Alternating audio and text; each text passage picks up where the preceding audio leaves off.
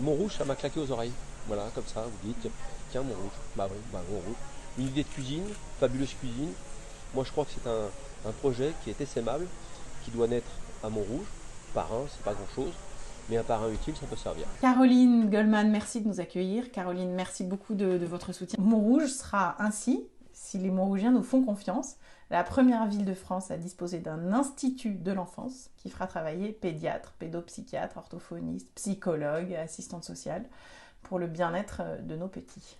Les pédiatres manquent beaucoup à Montrouge. C'est quand même un point très important. Donc, personnellement, tous les pédiatres dont j'ai entendu étaient sollicités par les familles à l'extérieur de Montrouge, dans Paris en l'occurrence.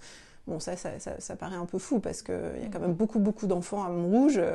Ils méritent d'avoir des pédiatres comme tous les autres enfants. Voilà. Donc, on va rattraper ce retard, innover. Merci beaucoup. Je vous en prie, bonne chance. Merci. On vous suit attentivement. Je voudrais qu'on parle aussi à nos Montrougiennes qui sont victimes de violences et de viols, Françoise, puisque le fonds de garantie pourrait justement aussi, puisqu'il s'occupe de toutes les victimes, sur le plan financier, travailler à une meilleure prise en charge des femmes victimes de viols.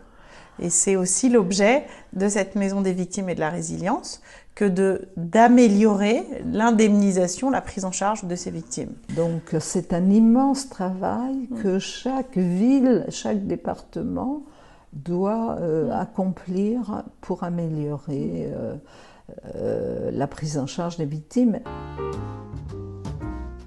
Moi je sens ici dans ces lieux, chez vous, dans cet atelier, dans ce qui était la maison de Robert Doisneau, qui était votre maison, je sens qu'il y a une énergie et on a cette chance de vous avoir à Montrouge. Donc Montrouge doit être Bah oui, mais j'en suis convaincue.